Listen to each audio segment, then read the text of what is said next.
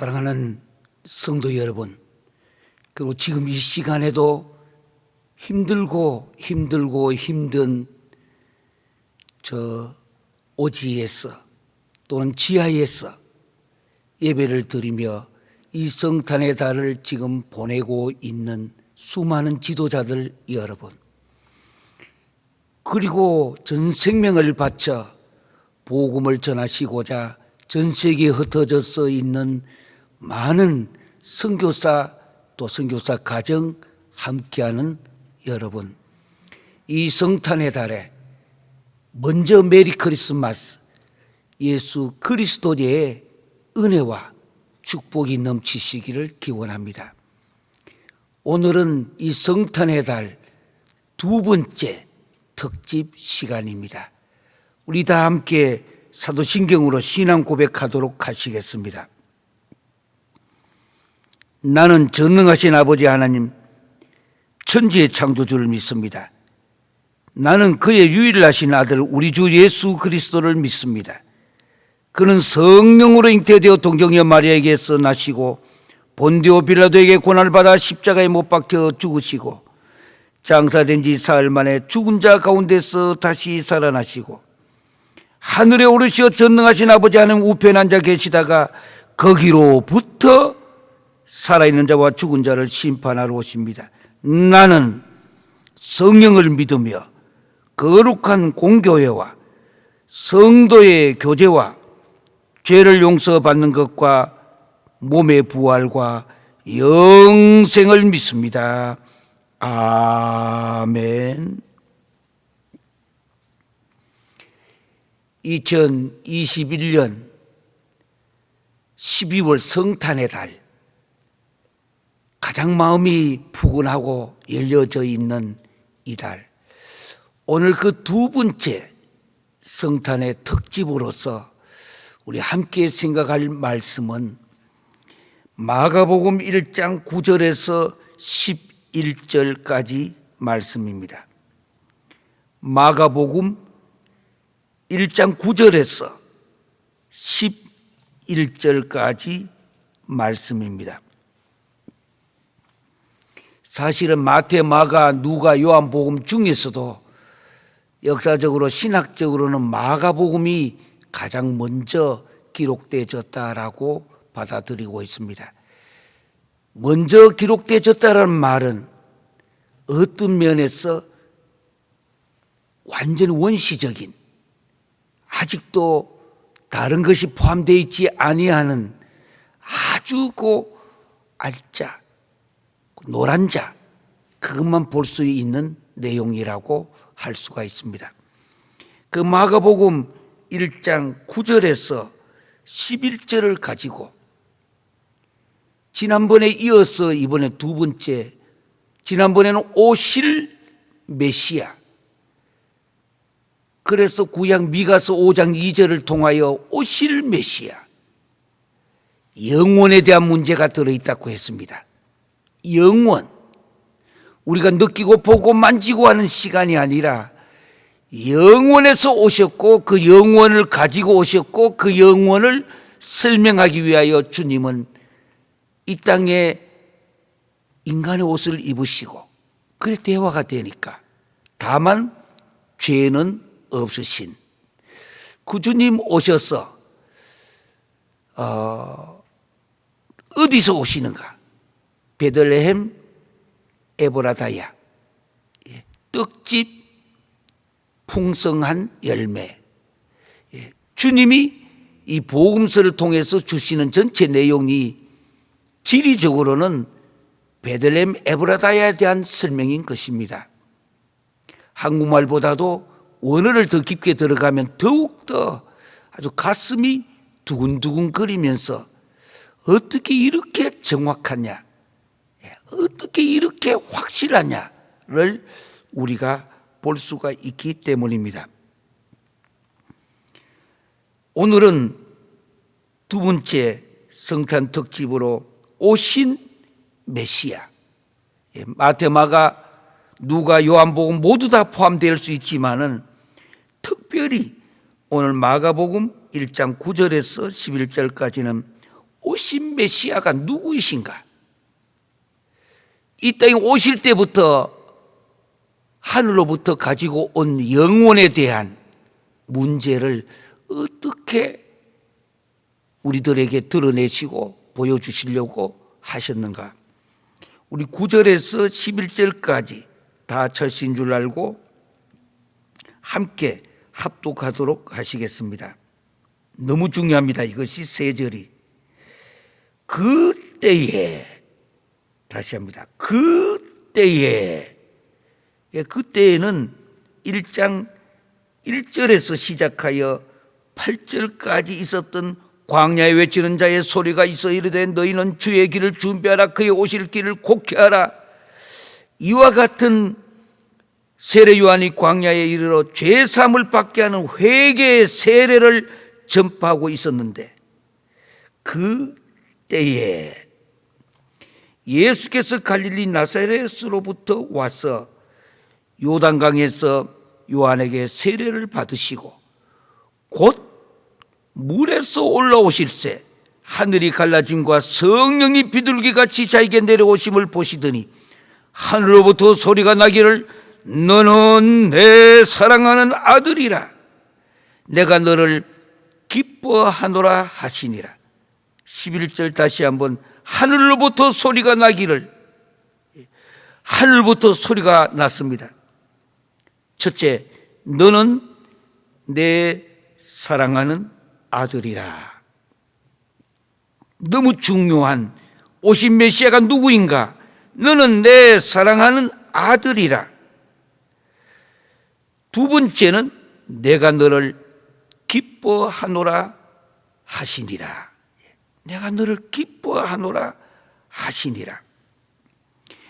이 말씀은 구약에 대한 오실 메시아가 이제 신약의 오신 메시아로 성취되는 내용인데, 우리는 오늘 이 문제를 깊게 구약 어디에 근거를 두고 이 말씀이 기록되어졌는가, 이 원어는 구약에 어디에 포함되어 있는 내용인가.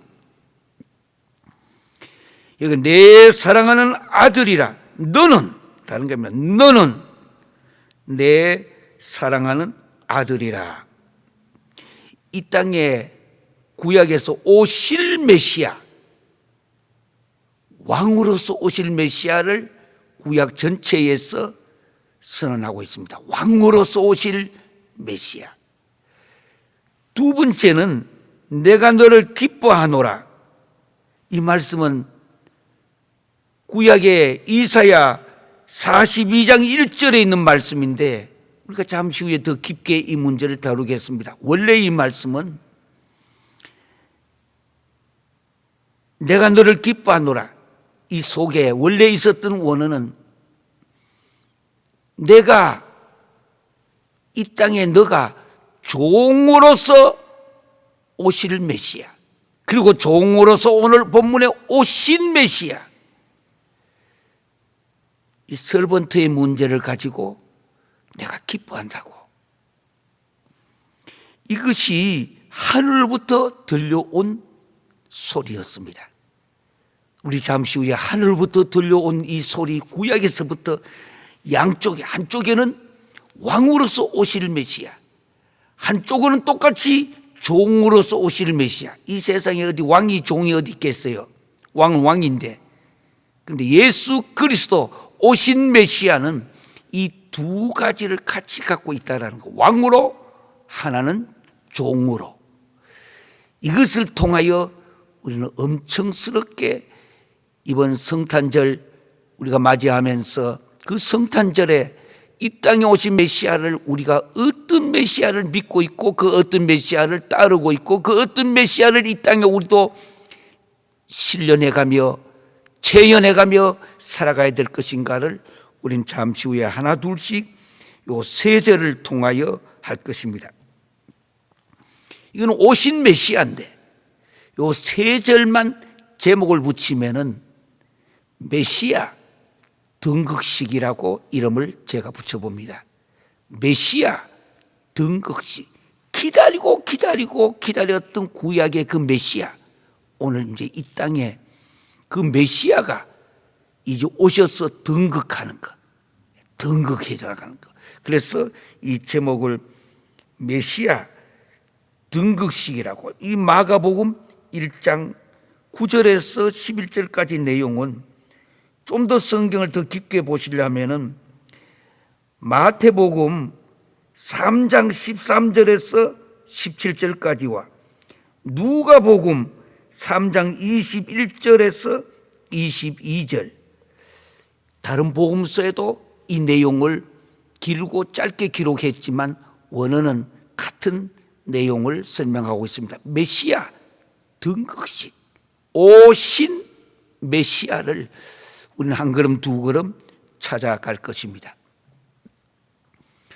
오늘 먼저 우리 첫 번째 생각해야 될 것은 우리는 지금 이 역사 속에 어디쯤 서 있을까? 우리 모두가, 이거는 뭐 미국이냐 한국이냐 동남아시아냐 유럽이냐 저기에 있는 아프리카냐 남미이냐 어느 지리적 문제가 아니라 역사 속에 우리는 지금 어디쯤 서가 있을까? 100년이 지나고 200년이 지나고 후대에 이 시대, 우리가 서 있는 이 시대가 어떤 시대에 우리 사람들이 있었는가? 그들이 무엇을 했는가? 어떻게 살아갔느냐 볼 때에 우리가 어디쯤 서 있는 것인가? 이 시대의 모든 학자들이 내린 정의는 지금 이 시대는 AI 시대라고 부릅니다. 이 AI 시대란 말은 요 AI, 요 A는 artificial, 인공적인, 우리 인간, 인공적인. 그 다음에 I는 intelligence. 요약을 하면 artificial intelligence. 이 처제자를 따서 AI, 한국말로 표시하면 인공지능. 인간이 만든 피조물이 artificial intelligence, 인공지능 시대가 이제 지금 이 시대라고. 훗날의 역사는 특별히 그때에 인공지능이 출발하여 세상의 모든 문제를 인공지능이 해결 다 해 나갔던 이제 시대. 미국에는 벌써 병원만 하더라도 사람이 하고 있던 모든 것을 인간이 만든 AI, 인공지능이 지금 병원에 가면은 한 75%가 인공지능이 사람이 하던 것을 기계가 모든 것을 스스로 판단해 가며 해나가고 있습니다. 심지어 요즘은 인공 AI가 감정까지 가지고 있다라고 만들어가고 있는 과정입니다. 공항에 가보세요. 이 공항에 가면 모든 문제가 이제는 뭐 사람이 아니고 인공지능이 공항에 이렇게 가면 다른 나라 가보면은 뭐 특히 한국 같은 나라가 제일 먼저 이것 발달한 나라입니다. 그리고 이번에 저희 집에 애가 하는 말이 이번에 기념으로 집에 청소기를 하나 샀다고. 뭐냐고? AI. 기계가 방이고 뭐고 필요한, 자기가 알아서 필요한 만큼 청소도 다 하고 모든 문제도 끝을 내는 것. 기계가 사람과 같은 판단을 하면서 이만큼 artificial, 아주 인공, 그 다음에 intelligence, 지능. 얼마나 이 AI가 지금 발달했는가. 지금 병원뿐만 아니라 대부분 인간이 활동하고 있는 모든 지역에는 지금 AI가 다 인간이 만든 인공지능이 인간을 대신하기 시작했고, 언젠가 미국에 지금 예를 들면은 재판하는 과정에서 판사 대신에 인공 AI가 재판을 하는, 실수하지 않는다고 하는 것. 이만큼 지금 이 시대에 우리가 서 있는 곳이 어디 있는가? 바로 AI 시대에 우리가 서 있는 것입니다. 이제는 사람도 AI가 대신하는 것을 이렇게 봐요. 우리 멀리 보지 말고, 저는 미국에 있기 때문에 투표권이나 한국에는 없습니다. 그러나 이번에 보니까 영국에서 세계에서 가장 유명한 언론에서 보니까 내년 2022년에는 세계가 어디로 갈 것인가? 전 세계의 유명한 모든 학자들과 내용은 그 점을 보고 있습니다. 어디로 가는 것인가? 여기에 아주 영국의 세계적인 언론이 2022년도에 세계의 그 흐름 속에서 한국 문제를 다뤄두었어요. 그 중에도 한국의 대통령이 누가 될 것이냐. 저는 어떤 사람을 지지하거나 어떤 사람을 반대하거나 저는 그런 위치에 있는 사람이 아닙니다.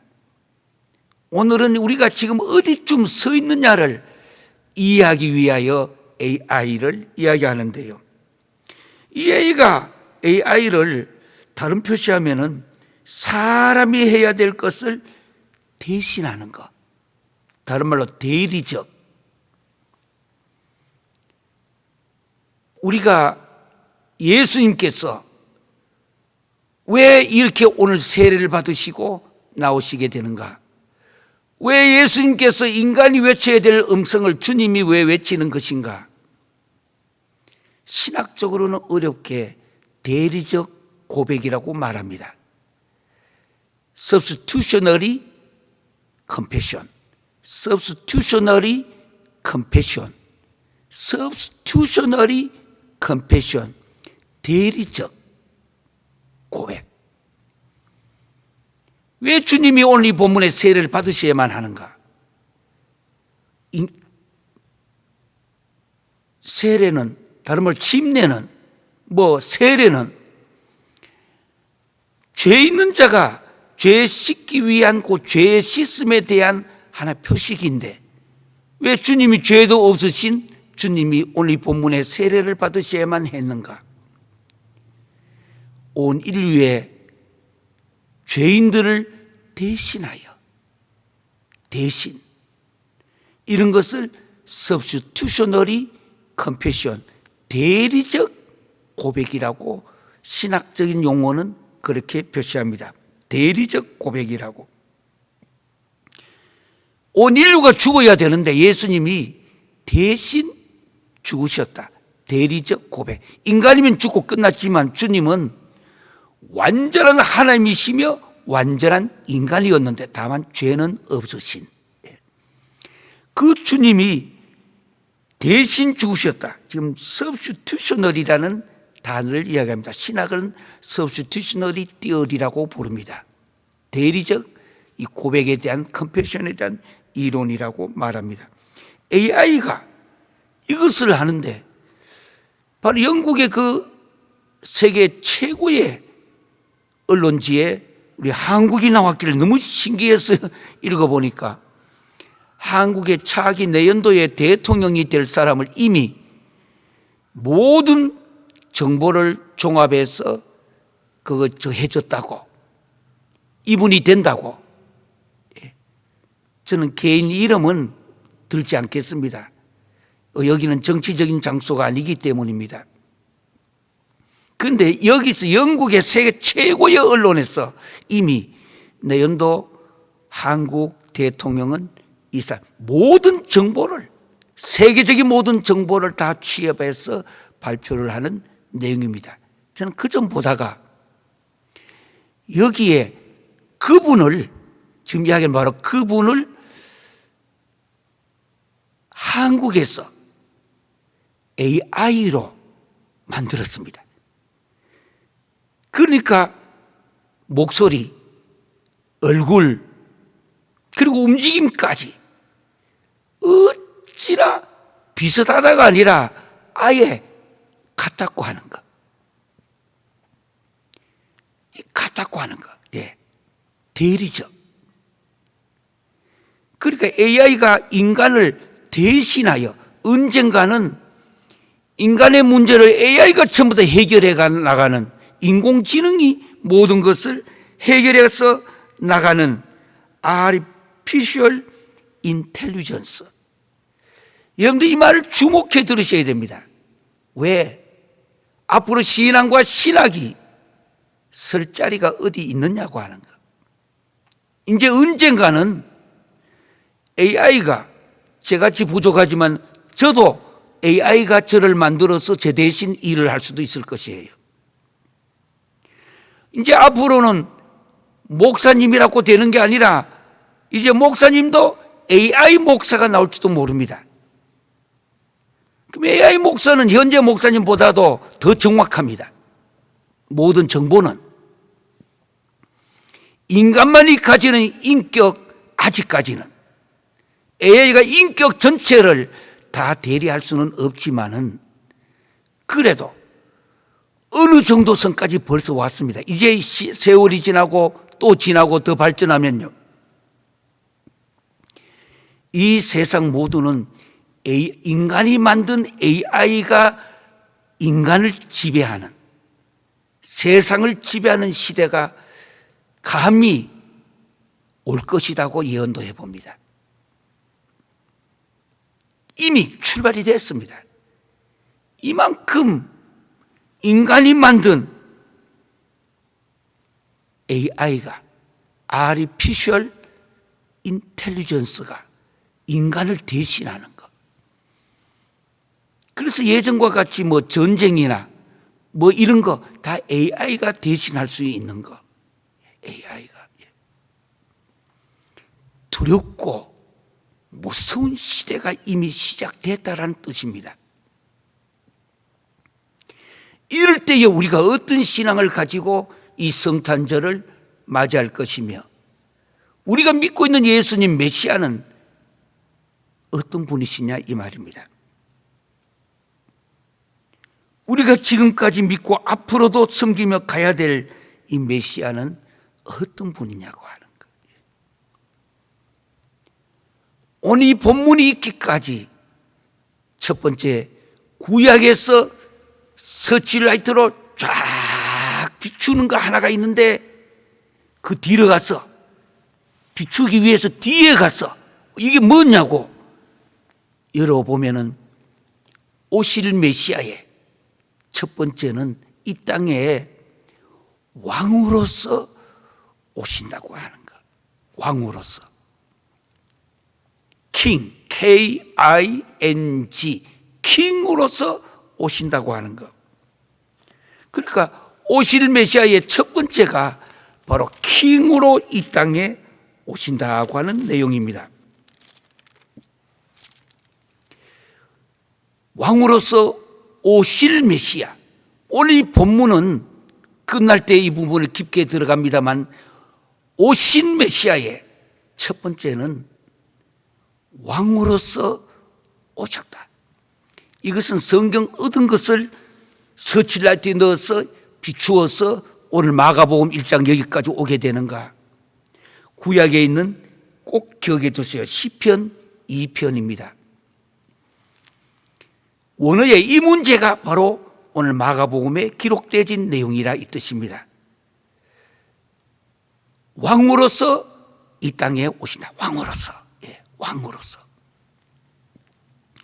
시편 2편을 가르쳐서 로얄 삶이라고 부릅니다.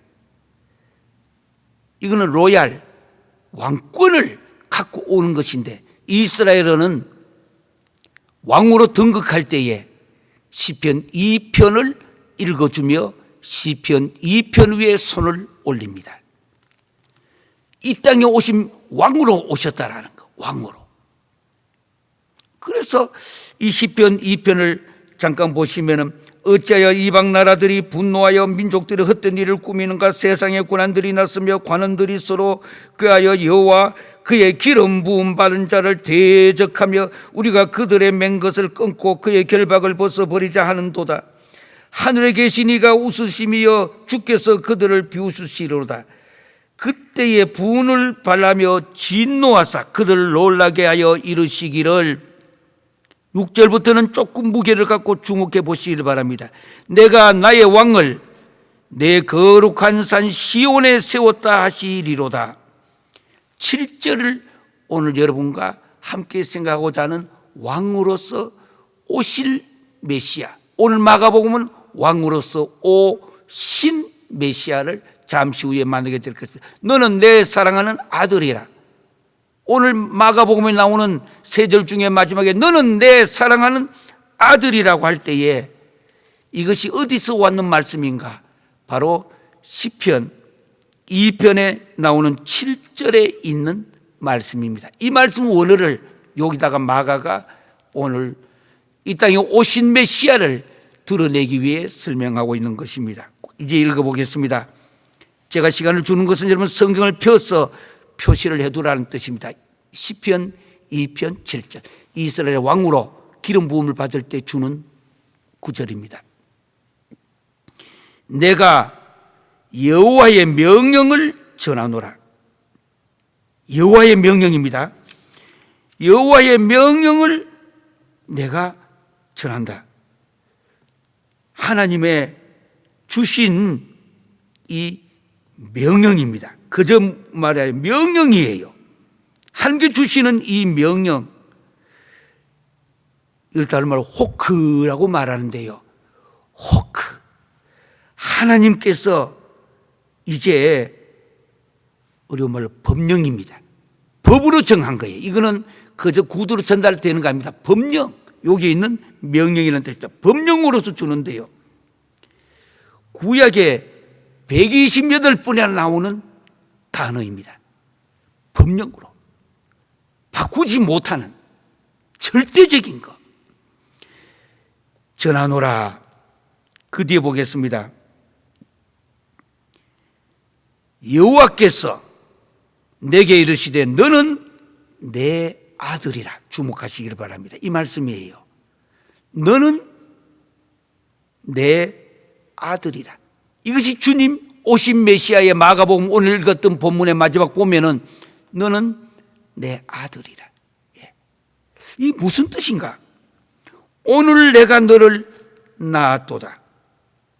오늘 이 본문의 말씀 여호와의 명령을, 법령을, 옛날에는 석판이나 금속판에 법률을 새겨서 그것을 공적인 것으로 취급했던 단어입니다. 이게 명령을 전하노라. 무슨 명령인가?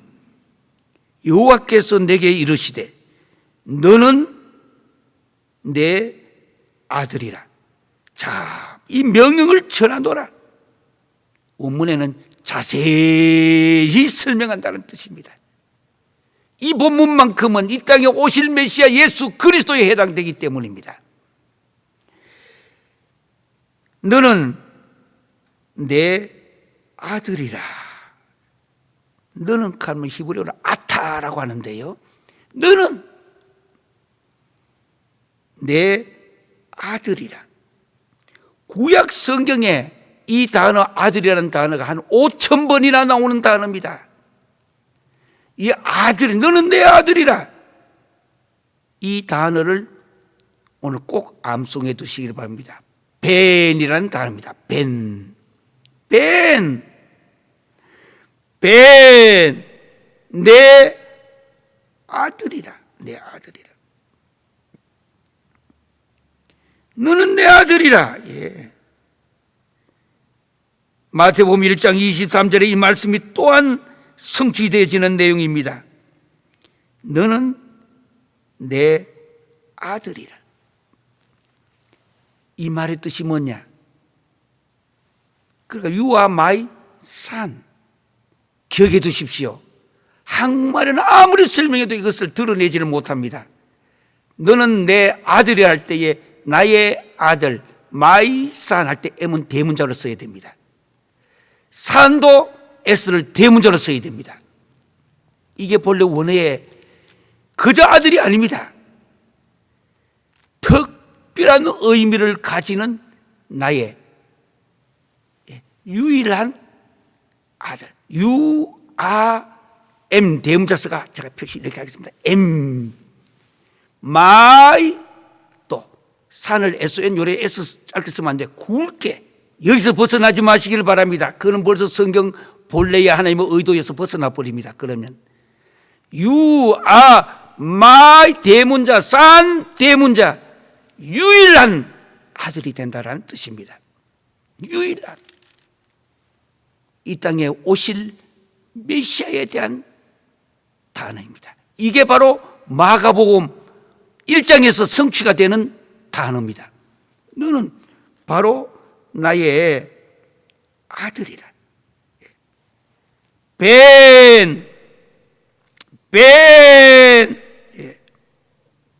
너는 바로 나의 You are my son.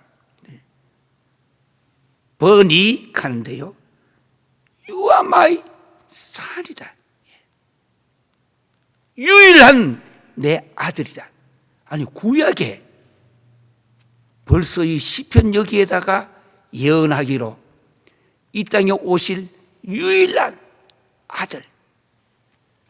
그래서 이 시편 2편을 가르쳐서 로얄 삶, 왕권을 가지는 장이랍니다. 미국은 대통령이 될 때에 이렇게 성경 위에다가 손을 얹고 뒤에는 뭐를 두느냐, 독수리를 이렇게 해두고 대통령 선서를 합니다.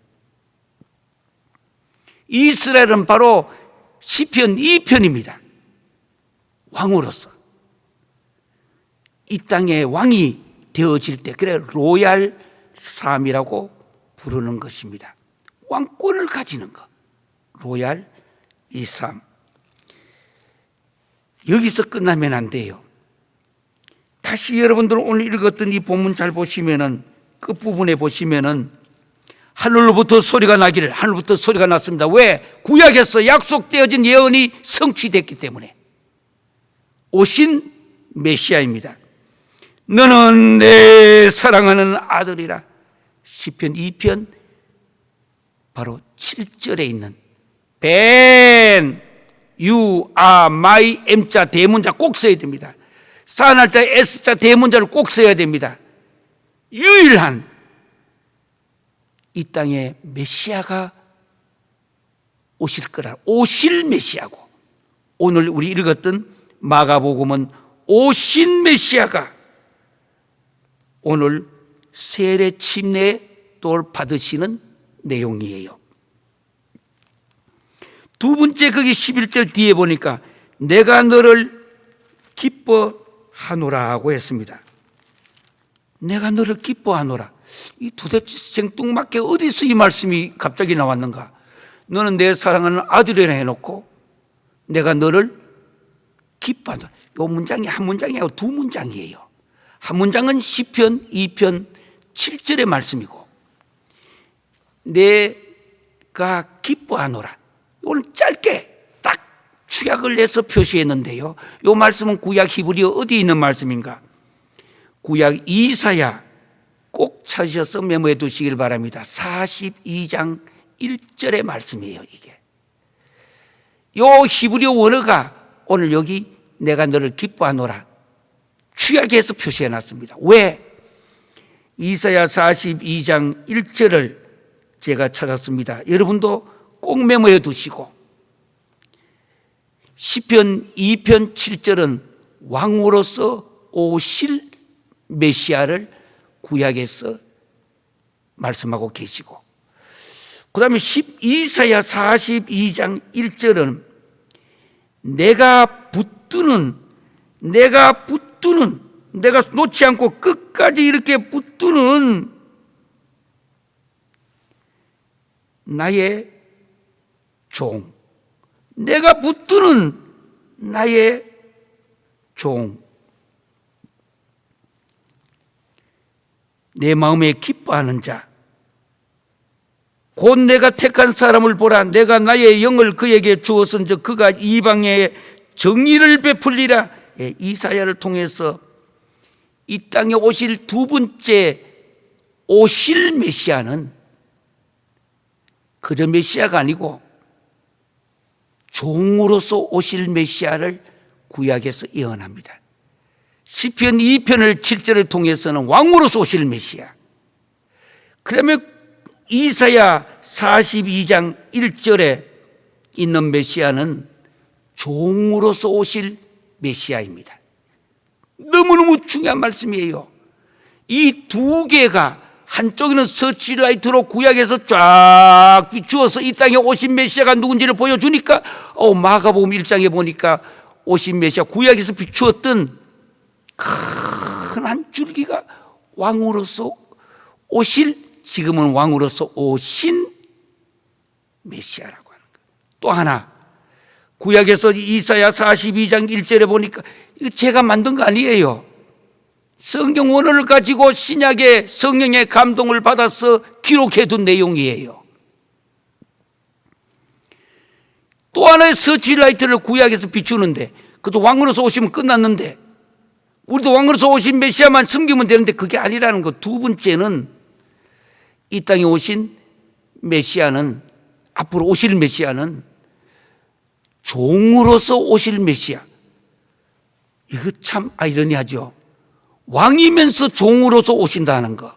한쪽에는 왕이요, 한쪽에서는 종으로.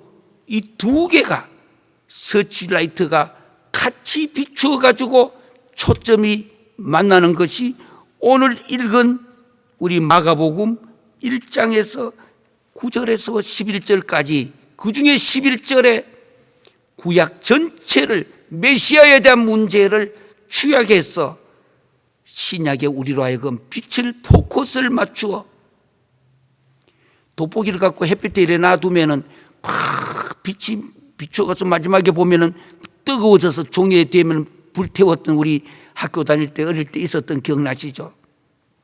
이 구약의 두 가지를 쫙 비추어서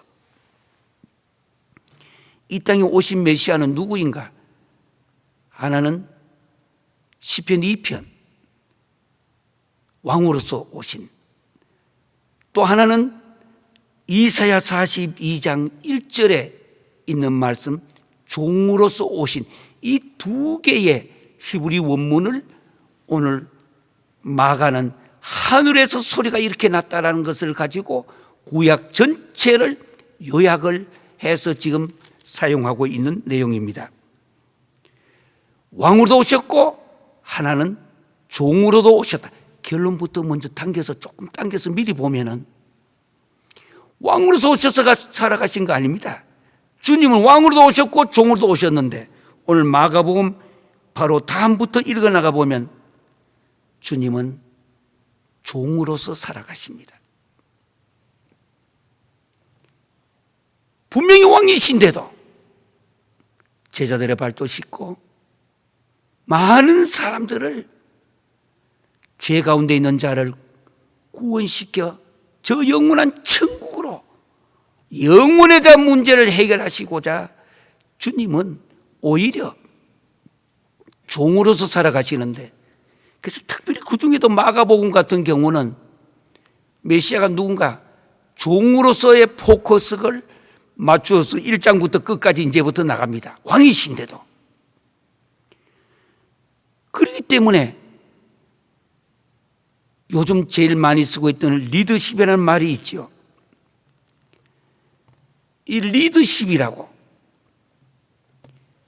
우리 교회에서는 사실은 리더십이라는 이 단어를 신학교에서도 사용한 것이 불과 얼마 되지 않았습니다. 한 30여 년 정도쯤 되고, 한 20여 년 전부터는 의뢰의 교회에서 많이 쓰고 있는 단어입니다. 옛날에는 리더가 누구냐? 리더를 왕으로만 취급했기 때문입니다. 그래서 리더가 구약의 머리라는 단어입니다. 구약의 이 머리가 된다라는 말이 왕권을 의미했기 때문입니다. 그래서 교회도 리더십이 하면은 의뢰의 지도자는 왕권과 같은 것을 가지고 바로 시편 2편 7절의 말씀이 중심이 되어 신학교에서도 가르쳤고 오랜 세월 그쪽에 포커스를 맞추었습니다. 신학이나 교회에서 섬김이라는 이 서번트라는 단어를 쓴 것은 불과 지금 몇십 년 안 되었습니다. 아이고, 교회가 섬김 어디 그렇게 있어. 내가 위치가 누군데, 내가 교회 이런 직분자인데. 성직은 맞습니다. 그러나 주님은 왕으로서 오셨는데도 종으로서 살아가시게 됩니다. 그래서 마가복음을 다른 말로 송아지 복음이라고 부릅니다. 평생에 일만 하고 마지막에는 주인을 위하여 죽어주고, 요즘은 우골 사골탕까지 만들어가지고 자기 몸 자체를 다 녹여서까지 섬기는 것. 서번트. 참 부족한 이 종이 하나님께서 은혜를 주셔서 수십 년 전에 아직도 신학교에서 리더십이란 과목이 없을 때에, 그때 하나님께서 그래도 은혜를 주셔서 제가 신학교에서 쓰는 이 리더십이라는 단어를 구약에 썼던 왕권의 의미에서 종의 의미로 바꾸는 것. 신약의 리더라는 이 말의 뜻을 케팔레라고 말합니다. 케팔레. 안 잊어버리기 위해서 저는 제가 외우는 방법으로 케팔레를 개빨래, 개를 씻어주는 것 정도까지도 해보는 것. 이게 섬기는 것. 이걸 서번트 리더십이라고 해요. 제가 우리 한국인으로서 한국의 최초로 예전에 이 책을 하나 써가지고 내었습니다. 21세기를 향한 그 옛날이기 때문입니다. 리더십이라고. 이미 21세기는 벌써 시작했고, 성서적 관점에서 본 그리스도인의 그 리더십이 뭐냐. 제가 논문을 썼던 것을 한국의 쿰란 출판사가 이것을 영어를 한국말로 이렇게 번역을 해서 한국에 맞도록끔 요약을 잘 만들어 요 리더십이라는 그 옛날이기 때문에 그때 21세기 시작하기 전에 썼는 책이기 때문에 제가 그래서 한국인으로 이렇게 처음으로 서번트 리더십이라는 책을 내놨습니다. 이게 책이 당시로 보면 나갈 리가 없을 만큼 이때마다도 왕권의 의미가 교회 지도자의 의미인데, 이거는 오히려 섬김, 개빨래, 개팔래, 섬김의 리더십으로 섬기는 것. 정해진 시간에 정해진 장소에서 주 예수 그리스도를 위하여 맡겨주셨으니까 섬김의 의미로 서번트 리더십을 내놔두었는데요, 전혀 생각지 못했습니다. 내놔도 이 책은 교회 목회자나 주변에 있는 지도자들을 오히려 지도권을, 리더십을 약화시킨다고까지 비판을 받았습니다. 그런 거 어떻게 해서 더 강화시키는 쪽으로 강력한 지도자의 리더십을 해야 되는데 서번트가 뭐냐고, 섬김의 리더십이 무엇이냐고. 이때만 하더라도, 요즘이야 다 이제는 쓰는 단어입니다. 저는 확실히 믿었습니다. 예수님이 이 땅에 오셔서 살았던 삶이 왕으로도 오시고 종으로도 오셨는데, 왕으로 오셨지만 종으로서 살아갔다고 하는 것. 섬김. 근데 하나님의 은혜로요, 이거 영어로 됐던 책이지만 한국말로 이렇게 번역해서 요약을 떼는 21세기 리더십이라고 예전에 썼기 때문입니다만은, 이 책이 하나님의 은혜로 우리 기독교만이고 일반 서적까지 포함하여 당시에 3개월 조금 넘게 베스트셀러가 되었습니다. 이게 어마어마하게 책이 많이 나갔습니다. 상상을 사실 못했고, 이 내용도 번역을 해가지고 제가 했던 영어를 갖고 번역해가 한국에서 내놨기 때문에 조금 뭔가 매끄럽지 못한 부분도 있을 것이고 여러 가지 있었지만, 하나님께서는 이 의미를 전달하시고자 이때부터 시작하여 불과 몇 년 안 되어 섬김이라는 단어가 신학교와 교회가 아주 본격적으로 사용을 하게 됩니다. 이게 바로 섬김의 리더십이라고 하는 서번트 리더십, 서번트, 종의 그 리더십이에요. 그때뿐만 아니라 지금까지도 대체로 사용되고 있는 그 리더십에는 미국 같은 경우에는 존 맥스웰의 리더십이라고, 불변의 법칙이라고, 존 맥스웰 아주 좋은 책입니다. 훌륭한 서적이에요. 그러나 저는 아예 리더십 자체를 서번트 리더십이라고. 리더란 말의 원어는 앞서간다라는 뜻입니다. 그래서 지도자는 앞에 지뢰가 있는지 뭔지 몰라요. 언제 터져서 죽을지도 몰라요. 그래서 지도자는 항상 위험에 처해서 가는 거예요. 왜냐하면 서번트 리더십이기 때문입니다. 섬김의 리더십. 그래서 오늘 마가복음 1장 11절 먼저 보았습니다. 하늘로부터 소리가, 구약에서부터 두 가지 서치라이트가 딱 비추어서 오신 메시아가 누구인가 초점을 딱 보니까 그 초점은 사람은 하나인데 그의 삶의 인격은 왕으로도 오셨고 하나는 종으로도 오셨다. 구약 전체의 메시아관을 요약한 말이 오늘 1장 11절에 나오는 요 한국말과 요 원어가 바로 구약에 있는 그 말씀을 오늘 마가는 여기다가 기록을 하고 있습니다. 잠깐 그 앞으로 넘어갑니다. 9절 보겠습니다. 그때에 예수께서 갈릴리 나사렛으로부터 와서, 아니 마가복음을 시작하면서 왜 이렇게도 그때 당시만 하더라도 천대받고 아무도 인정 제대로 해주지 않았던 이 단어를 이분이 지금 누구인가를 앞에 설명하면서 배경을 먼저 설명하는데, 그때 막 회개의 말씀을 선포하고 있는 이때에 예수께서 갈릴리 나사렛으로부터 와서, 마가복음 전체 구조도 낮은 데서 위로 올라가고 있지만 저 갈보리산까지 올라가는 구조입니다. 그러나 출발점이 갈릴리, 아이고 못 살고 어렵고 힘든 곳, 나사렛, 아이고 천대받고 가진 거 없는 거. 그래서 기독교는 부유한 사람에게도 관심을 가져야 되겠지만 낮은 사람, 없는 사람, 이 연말 12월인데도 하고 싶은 마음은 있어도 아무것도 자식들에게도 해줄 수가 없는, 참 눈물을 흘리고 있는 어머니, 아버지, 이런 가정들, 갈릴리 나사렛에서부터 왔다라는 이 말씀에 뒤에 왕으로 오신 종으로 오신 메시아가 누구냐? 앞에 이제 배경으로 거꾸로 올라왔습니다.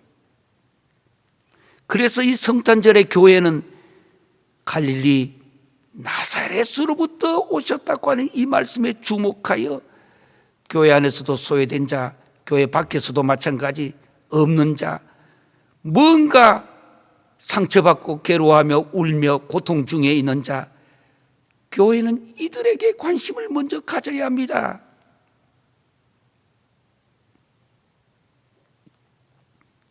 아이고 축복을 많이 주셔서 배 뚱뚱거리면서 얼마나 우리가 잘 살게 됐는가, 이만큼 잘 살았으니까, 그런 것도 일부분이 있겠지요. 그러나 오신 메시아의 출발점이 갈릴리 나사렛에서부터 왔다.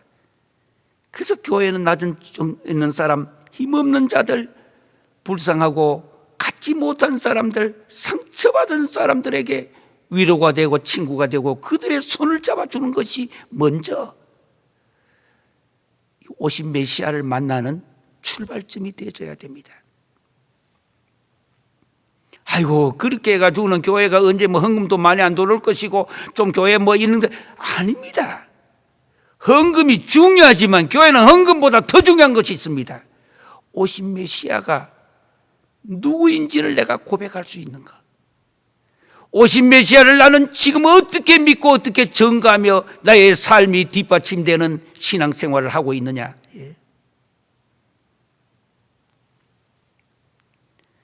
그 뒤에 보니까 왔어. 기억하십시오. 왔어. 어디서 왔는지 출발점이에요.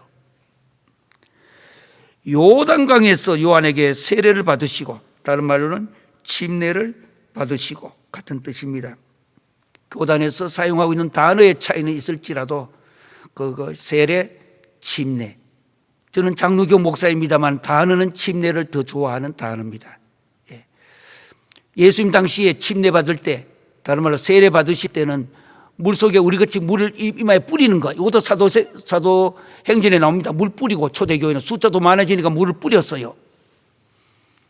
그런데 원래는 물속에 한번 들어갔다가, 세례지만 침례가 돼가 들어갔다가 나오는데, 그 뒤에 보니까 세례를 받으시고, 그 뒤에 곧 이 단어를 마가복음에는 이 곧이라는 단어가 여러 번 나옵니다. 아주 액티브하게 생동감 있게 표시하고 있는 성경 원어의 표현 방법입니다. 곧, 제가 짧게 발음합니다. 곧 물속에 들어갔다가 당시의 세례 또는 제가 세례하더라도 침례를 또 이야기하시면 침례로 생각하세요. 이거를 받고 나오면 되는데 왜 여기 곧이라는 단어를 넣었느냐? 이때는 물속에 이렇게 들어갔다가 쑥 들어갔다가 쑥 나오는 게 아닙니다. 들어가서 조금 있다가, 그저 죄 씻음 같은 표현 방법이지만 물속에 조금 있다가 이렇게 나왔습니다. 이 곧이란 말 왜 넣어놨는가? 바로 죄 씻음에 대한 문제인데, 예수님은 죄가 없으셨다 뜻입니다. 곧 물속에 가서 기록할 때에 세례를 받으시고 물속에 조금 계시다가, 이때 세례 받는 방법이니까 침례 받는 방법이 없기 때문에 베프티즘, 다른 말 밥티조, 세례 받는다는 뜻입니다. 조금 들어가 있다가 나와야 되는데 곧, 또 합니다. 곧. 왜 이렇게 하는가? 주님은 온 인류의 죄 문제 해결하시기 위하여 미리 하겠습니다. 대신, AI 이야기할 때 했죠. 대신, substitutionary, 대신, 대리적 고백이지, 주님이 죄가 있어서 물속에 씻기 위해 들어간 거 아니다라는 걸 강조하기 위하여 여기 곧 넣어놨습니다. 곧. 우리 모든 죄에 있는 온 인류의 죄 문제 해결하시기 위하여 주님이 대리적 고백이었지, substitutionary confession이었지, 주님이 죄가 있으셔서 물속에 세례받았던 거 아닙니다. 온 인류를 대신하여, 할렐루야, 참 주님 감사하잖아요. 나 같은 죄인의 이 죄 문제 해결하시고자 죄 없으신 하나님의 아들이 인간의 죄 문제, 나 같은 죄인의 죄 문제 해결하시고자 이렇게 대리적 고백으로 오늘 세례를 받으셨다고 하는 거예요. 곧 물에서 올라오실세 하늘이 갈라지고, 하늘이 갈라지는 것은 구약의 예언의 성취요 하나님의 말씀의 선포인 것입니다. 이제부터 새로운 세상이 도래했다. 지금까지 걸어왔던 그 길이 아니다. 새로운 세상이 열리는데 막 하늘이 막 갈라지고 성령이 비둘기같이 자기에게 내려오심을 보시더니, 기억해 두세요. 성령이 비둘기같이 이렇게 내려왔다. 우리 흔히 온유 겸손하시고, 그런데 그 말 의미도 되어집니다. 이것을 조금 더 추상적으로 해석하면 그렇게도 되어져요. 그러나 이 본문의 본래 뜻은 왜 성령이 비둘기같이 내려오는가? 우리 한국에는 대통령이 될 때에 저 뒤에다가 벽에다가 뒷벽에다가 문장으로 봉황을 이렇게 그려줍니다. 미국에는 독수리를 뒤에다 놔둡니다. 왕권을 상징하면서 성령이 비둘기같이, 이 말은 왕권에 대한 상징입니다.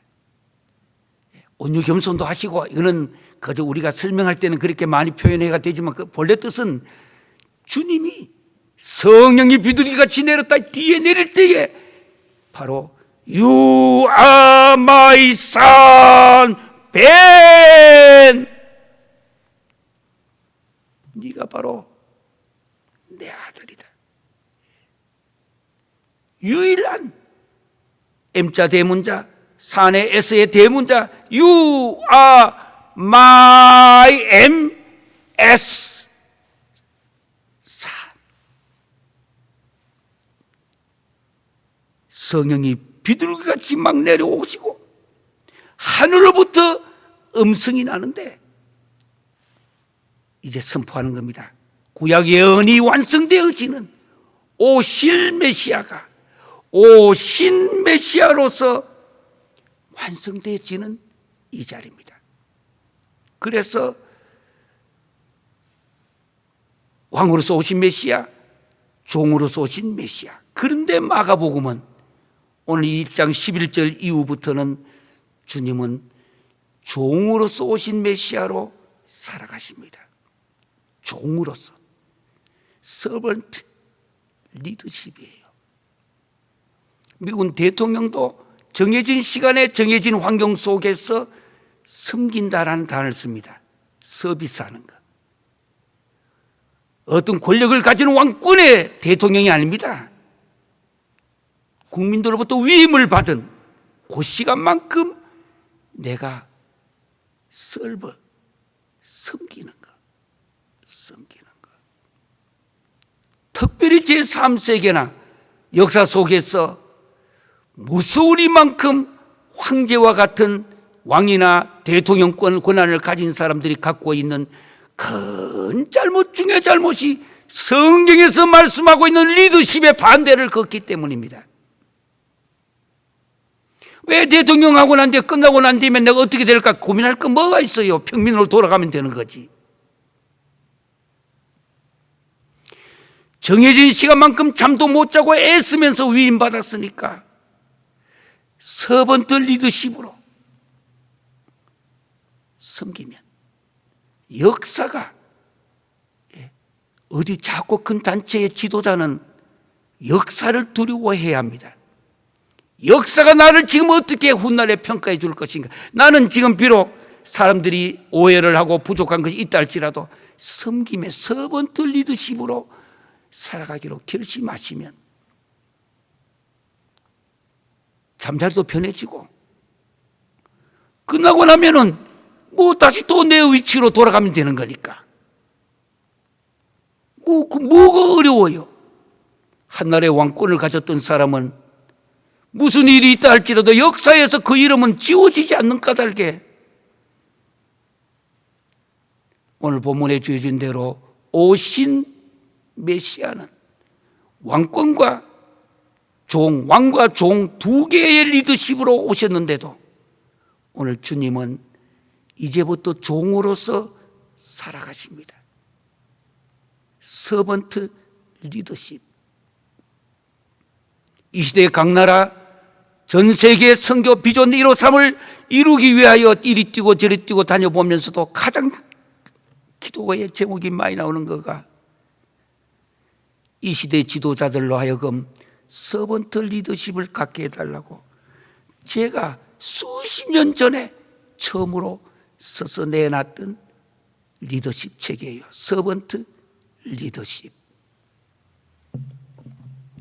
오신 메시아가 누군지도 모르고 우리는 선물 교환하는 데에 그도 뭐 재밌게 우리가 할 수는 있겠죠. 그러나 아직도 근본 문제에서 우리는 너무나 벗어나 있지 않는가.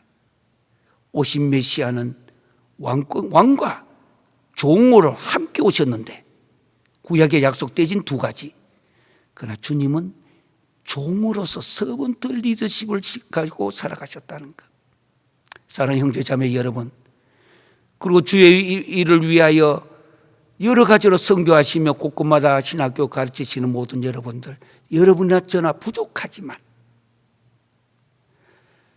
나는 부족하여도 영접하실 리가 있으니까 믿고, 힘들어도 맡겨진 시간만큼 맡겨진 환경 속에서 서번트 리더십으로 주님이 걸어가신 그 메시아 의미를 오늘부터라도 우리가 찾아서 가시기를 주의 이름으로 기원합니다.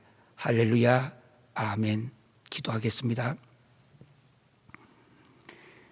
사랑의 아버지 하나님, 은혜를 감사드립니다.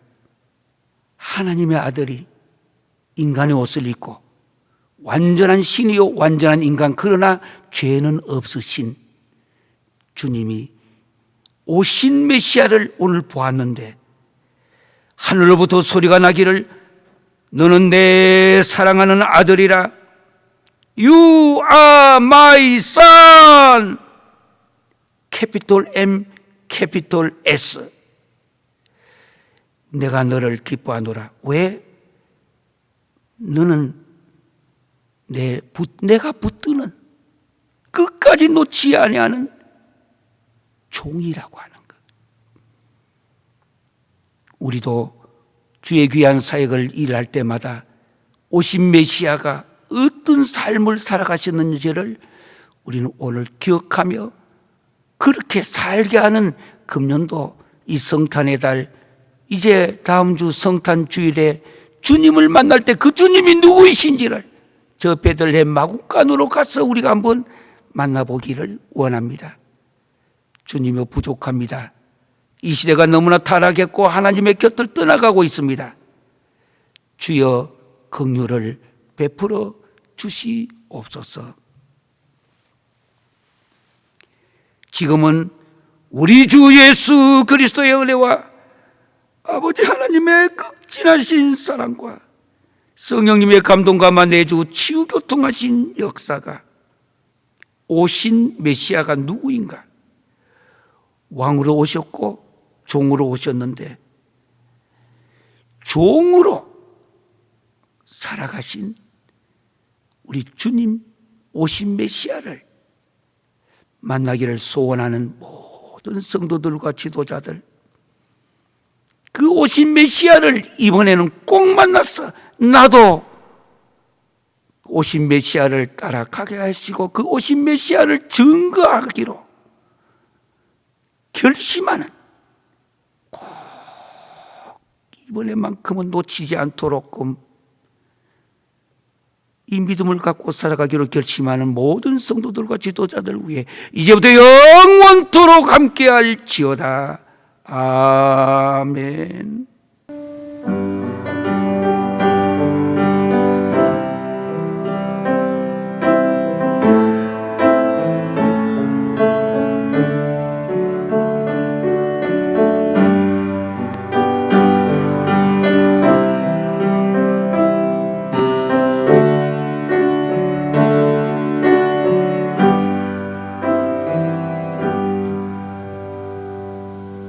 지금 우리는 늘 도달라바라고 인사했습니다. 오늘은 성탄을 생각하시면서 너는 내 사랑하는 아들이라, You are my son. 히브리어로 벤, 우리 왼손 밑에 깔고 오른손 움직여가면서 벤 하고 한번 밀어보겠습니다. 다 함께 시작. 밑에 깔고 벤.